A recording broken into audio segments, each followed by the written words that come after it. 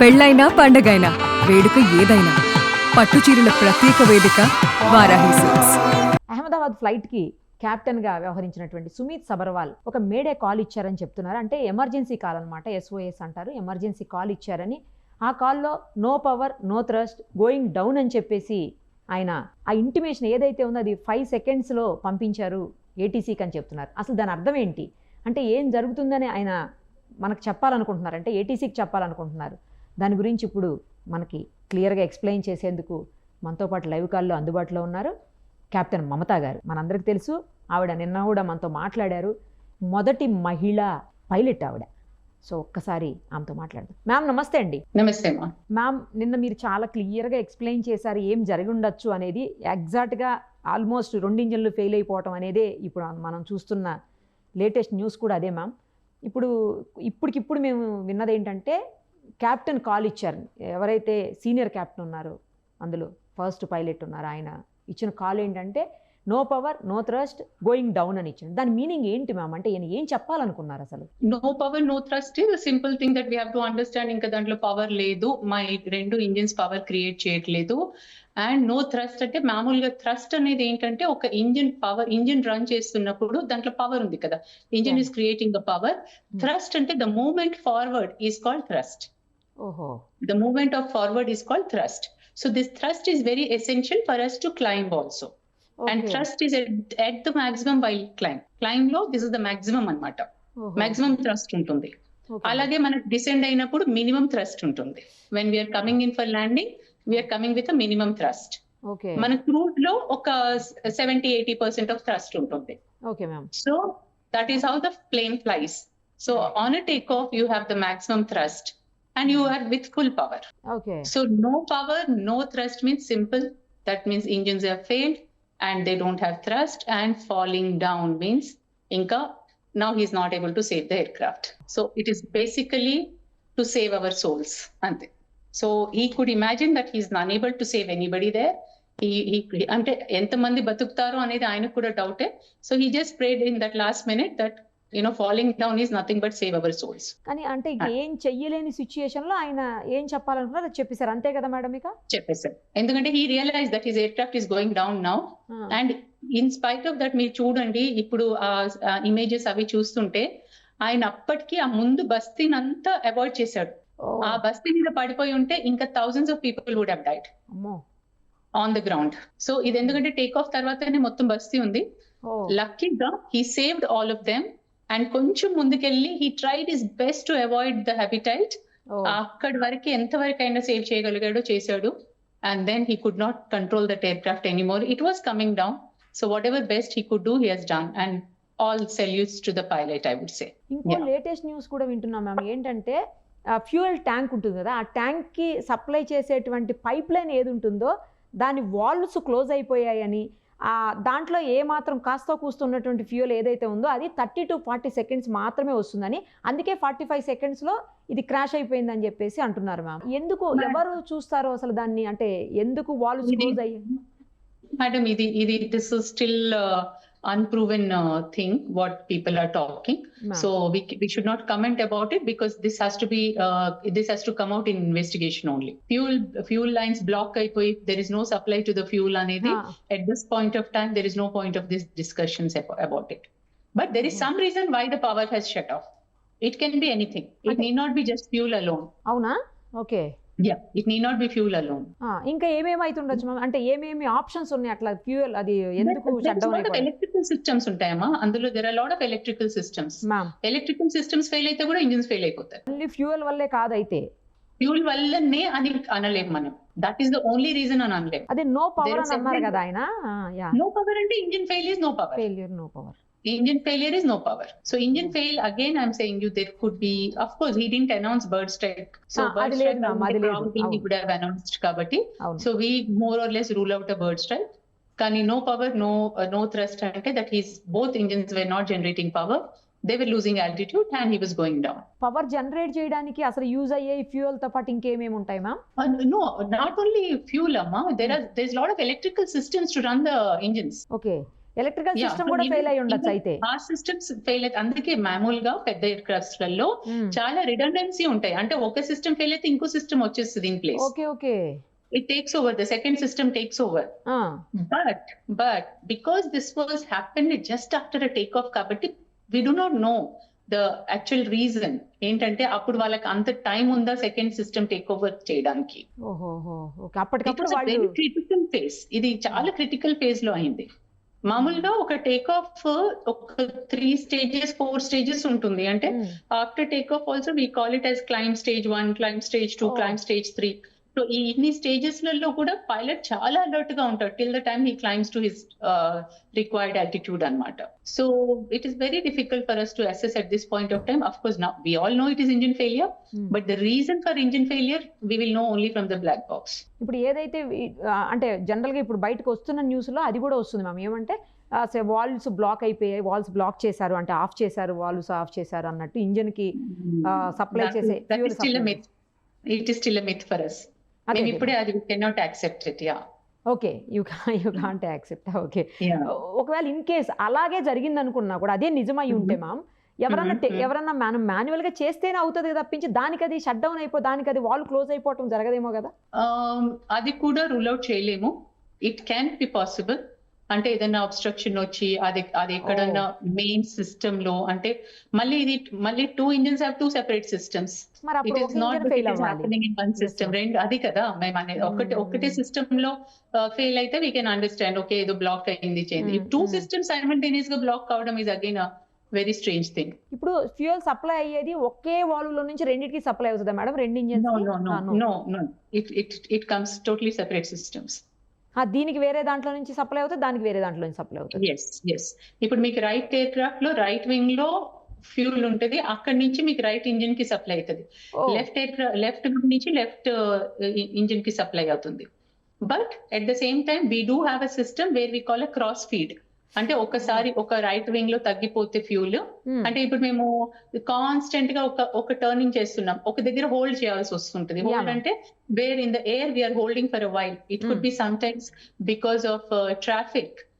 మాకు ఒక్కొక్కసారి 30 minutes 40 minutes hold కూడా ఉంటుంది. కరెక్ట్, అవును ma'am. So then we are holding for that 40 minutes, we are making turns in one direction only continuous. So when we are holding that, what is happening, the fuel tank of one is consumed more than the other.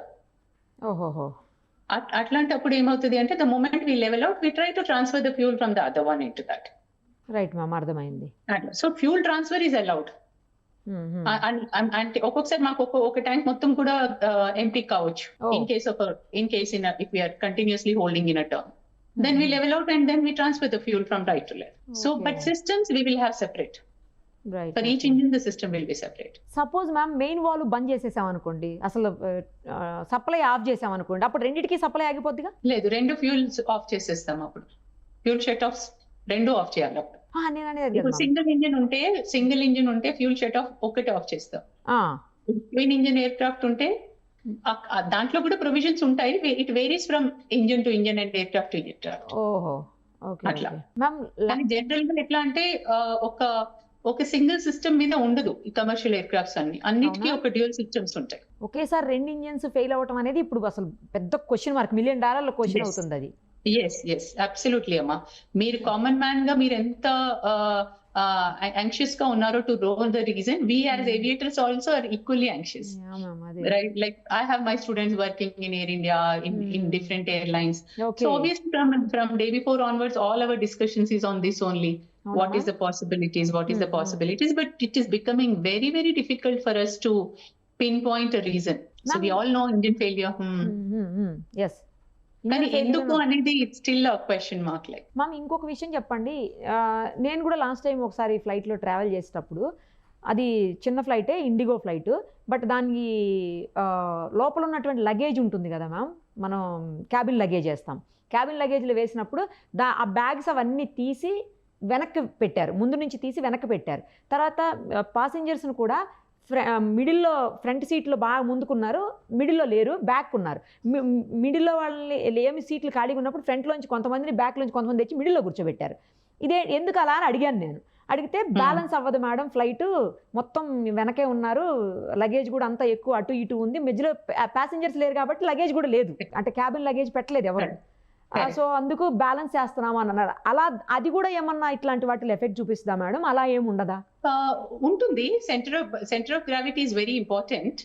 Okay, చాలా important అది centre of gravity. అందుకే మాకు ఒక CG envelope అని ఉంటుంది on paper. So we should not cross the envelope. అంటే మాకు దాని కిందికి వెళ్ళలేం, దాని పైకి వెళ్ళలేం, we should be within that envelope. So ఆ CG ఎన్వలప్ అనేది ఎలా ఉంటుంది అంటే మనకు total fuel, total passenger weight and total luggage weight అన్ని తీసుకొని whether we are in the envelope and whether we have distributed the load in even way అది చూసుకుంటారు. అంటే ఒక్క దగ్గరికి వస్తే for example I show you small plane. ఇది చూడండి, ఇది లెవెల్ ఫ్లైట్ లో ఇట్లా ఉంది. ఇప్పుడు మొత్తం వెయిట్ ముందుకు వస్తే what will happen, the nose will keep going down, which is not a right thing. Or మొత్తం వెయిట్ వెనకాల ఉంటే కూడా అది వెనక్కి టేల్ డౌన్ అయిపోతుంది. So that is why we distribute the మొత్తం luggage and passengers evenly on the aircraft. So ఒక్కొక్కసారి ఇప్పుడు ఏంటి, మనము ఆన్లైన్ లో మనమే బుక్ చేసుకుంటున్నాం టికెట్, అంటే మన సీట్ మనం బుక్ చేసుకుంటున్నాం. So there is a possibility sometimes everybody is booking tickets forward only and that flight is not full. And if the flight is not full, there are lot of vacant seats, then they will distribute all the passengers evenly. లేదు అంటే అటు side ఇటు side ఎక్కడో చోట భారం పడిపోతుంది, wait పడిపోతుంది. అంతే అది బ్యాలెన్స్ చేసుకుంటే ఏం కాదా మ్యామ్? బ్యాలెన్స్ చేసినప్పుడు ఏం కాదు. Then we are even our cruise everything is normal. అంటే కొంచెం marginally forward backward is okay, marginally. అందుకే మాకు మార్జిన్స్ ఉంటాయి దాంట్లో. To what extent we can take it forward are backward అని. ఇప్పుడు ఎంత వెయిట్ ఉంది, దేని వెయిట్ ఎంత ఉంది, బ్యాగేజ్ ఎంత ఉంది, ప్యాసింజర్స్ వెయిట్ ఎంత ఉంది, అదంతా మీకు ముందు డిస్ప్లేలో కనిపిస్తా ఉంటుందా మ్యామ్ మొత్తం? అంటే ఇప్పుడు కమర్షియల్ ఎయిర్ క్రాఫ్ట్స్ లో ఎలా ఉంటుందంటే we take average person's weight as 75. ఓహో, ఇండియాలో ఒక average human weight we take it as 75. Okay. And luggage we take it as 15 kgs because that is what we carry. Yes ma'am. Yes. And check-in luggage also, check-in luggage కూడా మీరు చూడరు, కానీ లోపల cabin లో అంటే cabin కింద ఏదైతే luggage compartment ఉంటుందో దాంట్లో మళ్ళీ కంపార్ట్మెంట్స్ ఉంటాయి లోపల. ఓకే.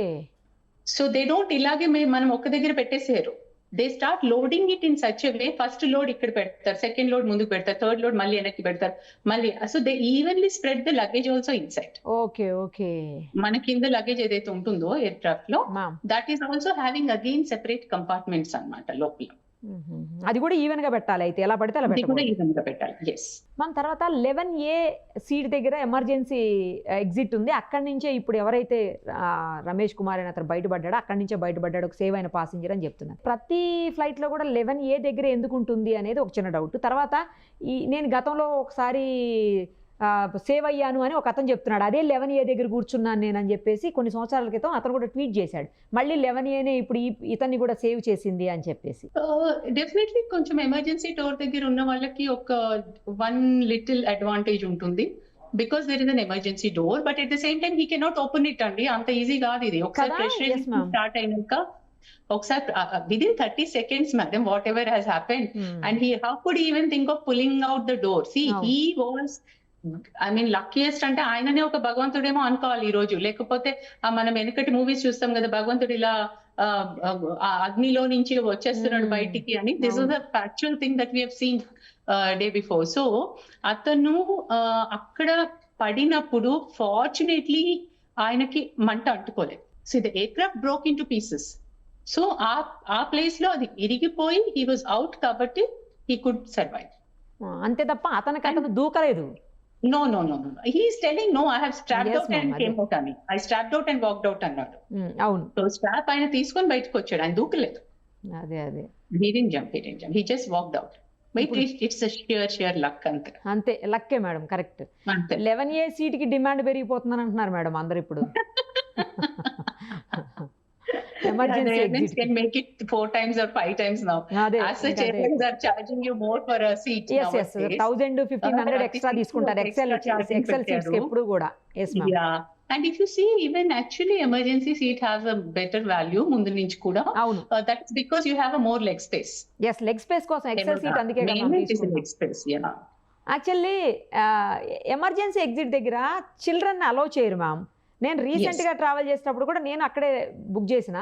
చేస్తే బాబుని ఆపేశారు మ్యామ్, బిలో 12 years అని చెప్పేసి, బిలో 15 అసలు మేము అలౌ చేయము అని చెప్పి ఆపేసి, మళ్ళీ మాకు ఎక్స్ట్రా నా దగ్గర అమౌంట్ తీసుకున్నారు ఆల్రెడీ, అది రిటర్న్ కూడా చేయలేదు, చేయకుండా మళ్ళీ ముందుకు మార్చారు సీటు బాబుది.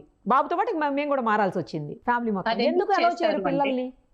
ఎందుకు చేస్తారు అంటే బేసికలీ ఎమర్జెన్సీ ఎగ్జిట్ ఎందుకు ఉంది? In case of any problem, suppose say let's say there is a fire on the aircraft and we do an emergency landing and immediate గా emergency doors open చేసి shoots open అయిపోతాయి, slides దాన్ని shoots అంటాం. So ఆ shoots open చేసి people start sliding out. Okay, అందుకని మీరు చూస్తే మనకి ప్రతి టేక్ ఆఫ్ కంటే ముందు ఆ ఎయిర్ హోస్టెస్ క్యాబిన్ క్రూ వచ్చి మనకి ఎక్స్ప్లెయిన్ చేస్తారు how to open the emergency door. అవును అవును. So there is a lever, you have to pull the lever, pull the door inside or push and turn it and throw it outside, like you can even keep it inside. అది అవన్నీ ఎందుకు నేర్పిస్తారు అంటే you should know how to, and a child will not be able to open it in case of an emergency. Okay, so అందుకే we don't allow children there. Okay, అది strict రూలా ma'am ఎవరికైనా కూడా? Strict. అలాంటప్పుడు online లో మేము book చేసినప్పుడు age ఇస్తాం కదా, ఎందుకు మరి అలౌ చేసింది టికెట్? యాక్చువల్ గా వాళ్ళ system should not accept people below 18 years. కానీ I think they still have not tweak that into that. కానీ ఇట్ ఈస్ నాట్ ఈవెన్ కొంచెం ఓల్డ్ ఫ్రెజైల్ పీపుల్ ఉంటే కూడా మేము we tell them to move to the other seats. అవునా? Okay. Those అంటే ఎక్కడైతే where we get a feeling they will not be able to handle అని feeling వస్తే మటుకు మేము వాళ్ళని వేరే సీట్లోకి చెప్పేస్తాం. ఇంకొకటి మ్యామ్, ఆ స్టార్టింగ్ అనౌన్స్మెంట్ అప్పుడే క్యాబిన్ క్రూ చెప్తా ఉంటారు ఇవాక్యువేట్ అని 3 times చెప్తే అప్పుడు మీరు అది ఎందుకు మేడం, ఎందుకు చెప్తారు అట్లా? అది ఏంటి? What is evacuation is, ఇప్పుడు నేను అన్నాను there is a fire on the, let's say there is a fire on board. Now what happens, complete smoke వచ్చేసింది. ఆ టైంలో ఎవ్రీ క్యాబిన్ క్రూ వాళ్ళు స్టార్టింగ్ ల్యాండింగ్ అయ్యేటప్పుడు వాళ్ళ సీట్స్ మీద కూర్చొని ఉన్నారు. అవును, వాళ్ళు అక్కడి నుంచి అనౌన్స్ చేసేస్తారు అది హాల్ట్ కి రాగానే evacuate. So the moment evacuate is announced, then we are opening that door, the emergency doors. We throw it out, అది ఎమర్జెన్సీ డోర్ అది పుల్ చేయగానే షూట్ బయటకు వచ్చేస్తుంది and people will start sliding out. And అప్పుడు కూడా చాలా clear గా చెప్తారు ఎయిర్ హోస్టెస్, అంటే అంతవరకు మీకు స్టార్టింగ్ లో ఎక్స్ప్లెయిన్ చేయరు, but if there is a real emergency then we tell please don't touch your luggages, you first slide out. అంతే, ఎందుకంటే కొంతమంది చాలా యాంగ్షియస్ గా నా బ్యాగ్ ఉండిపోయింది, నా హ్యాండ్ పర్స్ ఉండిపోయింది, వాళ్ళు వాటి గురించి అని పరిగెత్తుతుంటారు. We should never do that. We should first slide out and first exit yourself. ఎందుకంటే అది ఎంత ఫాస్ట్ గా ఫైర్ అంటుకోవచ్చు, or the whole aircraft can again burn like a bomb అన్నమాట, బర్స్ట్ కావచ్చు. అందుకని in case of many emergencies we first open the chutes and ask people to slide and run away from the aircraft. Evacuate అనే వాడు వినిపించకుండా గనక open చేస్తే అది punishable offence కదా ma'am? yes because there's a lot of damage which creates. ఇప్పుడు అది open చేయగానే షూట్ ఓపెన్ అయిపోద్ది. ఆ షూట్ ని మళ్ళీ క్లోజ్ చేయడానికి ఇట్స్ lakhs of rupees అన్నమాట. అంటే they get a new chute to put it there. అవునా? Okay, it's a very expensive affair. అందుకే షీల్డ్ లాగా ఉంటుంది అదేనా మ్యామ్ ఊడిపోయేది? ఆ షీల్డ్ బయటకు వచ్చేస్తే అక్కడ లోపల నుంచి ఇంకో షూట్ ఉంటుంది. అంటే మీరు చూసుంటారు ఎప్పుడైనా, ఈవెన్ మూవీస్ లో దాంట్లో చూపిస్తారు, ఒకటి స్లైడ్ ఓపెన్ అయిపోతుంది కిందికి, ఒక గాలి స్లైడ్, అంటే బలూన్ లాగా కిందికి ఓపెన్ అయిపోతుంది, జారిపోవడానికి అందులో నుంచి స్లైడ్ అయిపోతుంటారు అన్నమాట. అది చాలా కాస్ట్లీనా? ఓకే, చాలా కాస్ట్లీ, అది చాలా కాస్ట్లీ. అందుకని మనం ఊరికేనే అది ఓపెన్ చేయలేదు. ఇంకొకటి చెప్పండి మేడం, ఫైనల్ గా ఇంజిన్ లోపల 1,25,000 లీటర్ల ఫ్యూయల్ ఉంది అని చెప్తున్నారు.